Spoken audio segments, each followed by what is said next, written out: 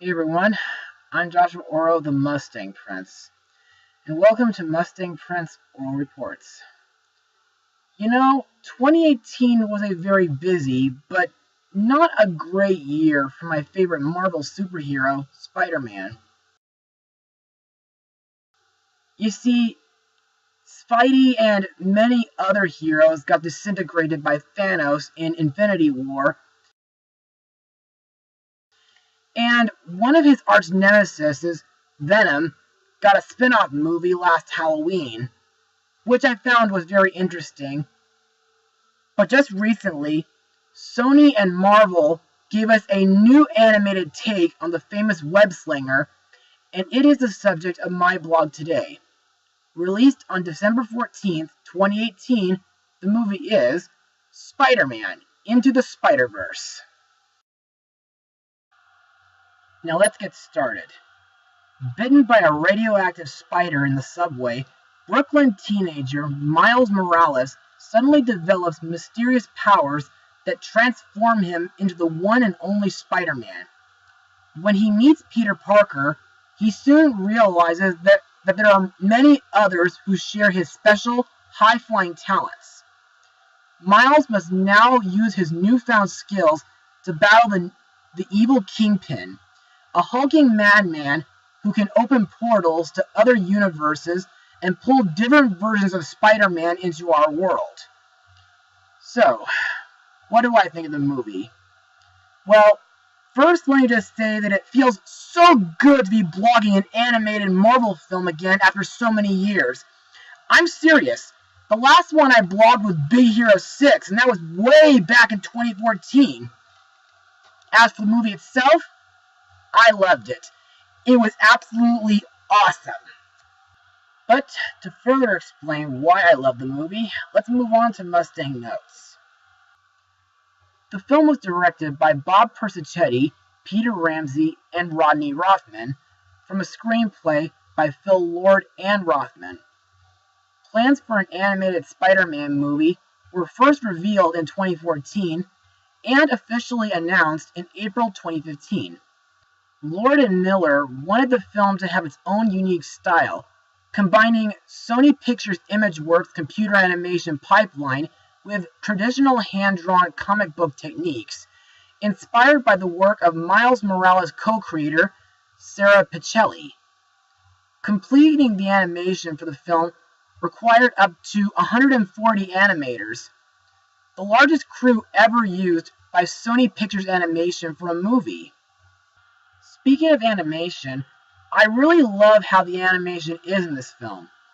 It almost feels like a comic book come to life, due to a few captions that come up on screen, and I really like how the movie uses weird lines to represent the spider sense. Also, I think the fight scenes in this movie are really badass, and I like the scenes where each of the spider people tell their own summarized origins. And I also like how this movie shows more than one supervillain. Plus, some parts of the movie make me think back to a few Spider-Man shows that I've seen on TV, like this one, for example. Also, I'm surprised that this movie features a Stan Lee cameo. May he rest in peace. Also, aside from being in Big Hero 6 and several other Marvel films, I can't believe that Stan was in 2 other animated films last year. I mean, the previous 2 were Teen Titans Go to the Movies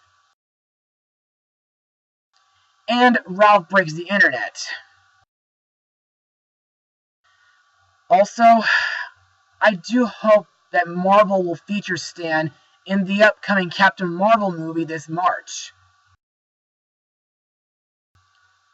Plus, the story feels like a great coming-of-age story, and it does give a nice lesson that when someone is Spider-Man, someone important to them gets killed, like Peter's Uncle Ben, for example.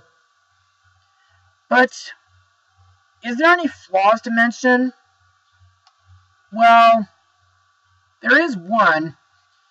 You see, like Incredibles 2, there are some scenes in the movie that could cause a very serious crime, which is known as photosensitive epilepsy. So, for those of you who are prone to epileptic seizures, then I think you shouldn't really watch this movie for the sake of your health. Anyway, let's move on to the characters and their voice actors now. Our main character, Miles Morales, aka New Spider-Man, is voiced by Shameik Moore. Miles is a teenager with spider-like abilities. Producers Lord and Miller described the character as unique among Spider-Men because of his Brooklyn upbringing, as well as his half Puerto Rican and half African American background. And the fact that his family is still alive, with that family dynamic being central to the film's story. To me, Miles is a very relatable kid, and I think he has a ton of potential to be a great Spider-Man. Also, I think Miles' invisibility is really cool. Miles' mentor, Peter B. Parker, aka Down on His Luck Spider-Man, is voiced by Jake Johnson, who has been in 21 Jump Street, the Lego Movie, Jurassic World, Smurfs: The Lost Village, and the 2017 Mummy movie. This guy is a disheveled, brown-haired version of our famous hero. He is intended to be an, amalgamation of the pop culture Spider-Man adaptations and interpretations. And Lord and Miller envisioned him to be like the Karate Kid's Mr. Miyagi. In my opinion, despite all the depressing things that happened to him, like his separation from Mary Jane, I think Peter B. is kind of like Han Solo in a way, and he makes a pretty good teacher. Next we have Gwen Stacy, aka Spider-Woman, voiced by Emily Junk herself, Haley Steinfeld, who's recently been in Travis Knight's Bumblebee. Now, Gwen is a feisty, kindly, and sarcastic superheroine. She's an alternative universe version of Gwen Stacy. In the movie, Gwen has been Spider-Woman for about 2 years, during which she saved her dad, but sadly failed to save her best friend Peter Parker after he became the Lizard, resulting in her no longer maintaining friendship to prevent distractions, which happened before she got pulled into Miles' dimension through Kingpin's particle accelerator. The device caused Gwen to arrive in the dimension 1 week prior to the accelerator explosion. In my opinion, I think Gwen sticks out the most compared to the other Spider people, and I think she does great when supporting Miles and Peter B. However, I feel that it must have been embarrassing when Miles got his hand stuck in Gwen's hair. Next is Peter Parker, aka Spider-Nor, voiced by Nicolas Cage, who has been in National Treasure, World Trade Center, Astro Boy, Ghost Rider, and Teen Titans Go to the Movies. Now, Nor is a dark and monochromatic alternate version of Peter Parker from the 1930s universe. Cage based his character on the films of Humphrey Bogart, specifically the voices of actors from that era, such as James Cagney and Edward G. Robinson. In my opinion, This version of Spider-Man is very mysterious, and I think everywhere he goes, when the wind blows with him, is pretty interesting. I also like that he takes a Rubik's Cube back to his dimension as a souvenir. Next up is Penny Parker, voiced by Kimiko Glenn, who has been in Voltron Legendary Defender, and she got to be a guest character in The Lion Guard, Elena of Avalor, and Sophia the First.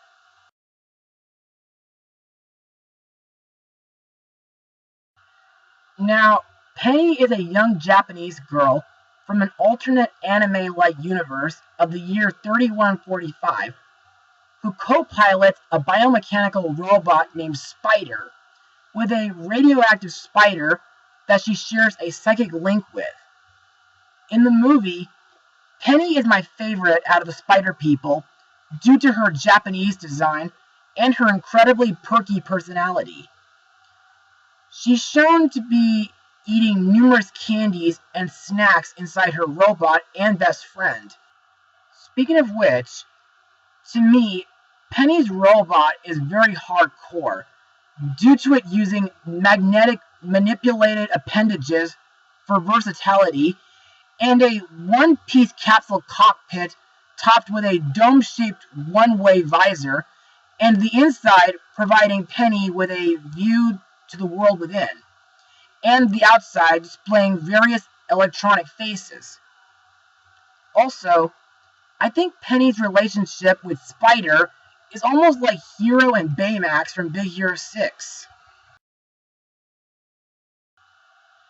Next we have the funniest member of the Spider People, Peter Porker, aka Spider-Ham, voiced by John Mulaney,